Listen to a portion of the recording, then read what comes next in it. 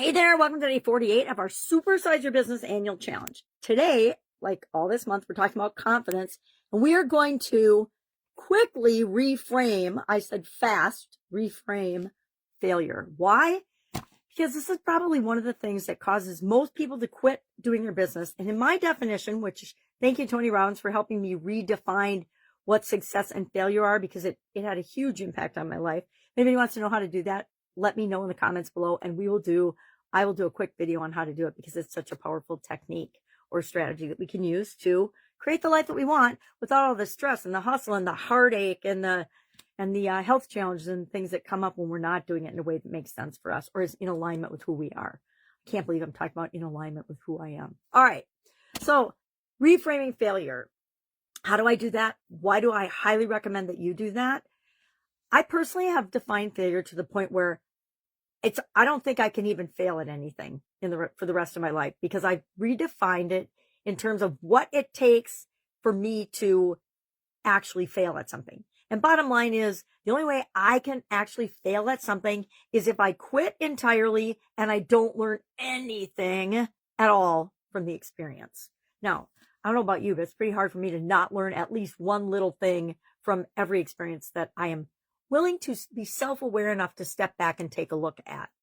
So we're going to reframe failure today because it increases our confidence. If we realize, and if we know that in our core, that failure is just feedback of what didn't work this time, or feedback and a stepping stone. I actually don't even call things in my life or business failures anymore. I'm like, okay, it's just a stepping stone or an obstacle, or I use words to tamper down the emotion that's associated with things. If someone calls you a failure, that is usually a deep-seated emotional trigger for the vast majority of us.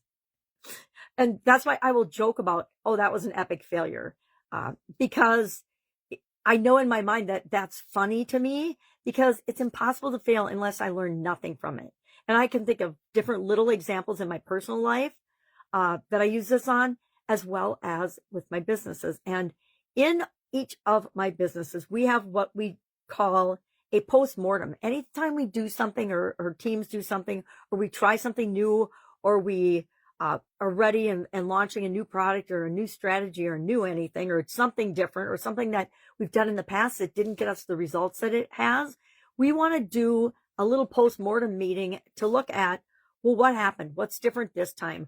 What do we do differently? What can we learn from this? And it's always the reason we're having this meeting and this postmortem is so that we realize that the thing that didn't work according to the way we planned is just a stepping stone to get the big breakthrough that we're looking for. We obviously didn't have everything lined up properly to have this be the time that this worked for us. So we will, and I know postmortem is kind of a bizarre term, but it also takes the sting out of thinking that anything that doesn't work the first time is an absolute epic failure and we're never going to try it again.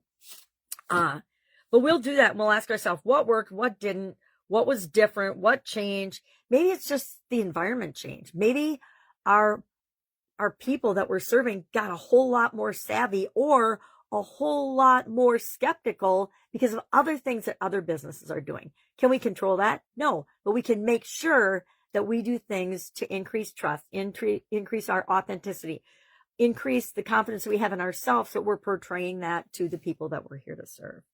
So our challenge today, my challenge for you today, is to create a failure debrief process, which is what my postmortem is, what our postmortems are, or name it something that's appropriate for you and for your industry or for your business, something that aligns with your culture that can be seen as a positive and fun. Sometimes we'll call it in different organizations a workshop, and we do it for both positive and negative things. Whenever we have a big win, we want to look at that and capture the lessons learned there so we can do more of it. When we have something that doesn't work, we want to do that too and look at the things that we can tweak and change, because there's always many things we can tweak and change to get a better result next time. I don't know about you, but I don't think I have ever, I'd have to think really long and hard about this. I think the few times that I've had something work right out of the gate are so few and far between that as a matter of survival, And so I could create what I wanted to create in the world. I had to redefine this. I remember the first time I got fired from a job. Anybody else ever gotten fired? And I'll admit here and now, I've actually gotten fired from more than one job. I realized after about 2.5 decades, a quarter century, that I loved corporate America. Corporate America loved me, but it wasn't the right fit for me. It was not the right environment for me to be myself and create what I want to create in the world. All right. So what are we going to do? We are going to create that process. You can share done in the comments below, or if you're brave, you can share your process. Usually we just create a 3 to 5 step process for anything like this, right? I would recommend formalizing the process after you try it out with your folks for a couple iterations and do it a couple of times. And then once you land on something you like, make some forms for it so it becomes part of the culture and you just automatically do that.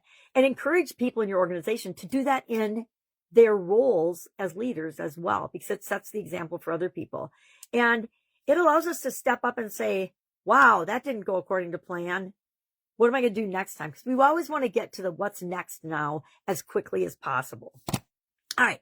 If you want any more discussions about this, if you want any examples about this that you need, like personal ones, just hit me up and ask. I am glad to share. I just don't want to talk for over 10 minutes as part of the challenge. If you want, we could do this as one of our hot seats, and we could just share epic failures that we've had and what we could have learned from them, or what we did learn from them. I think that would be a really powerful workshop. Let me know.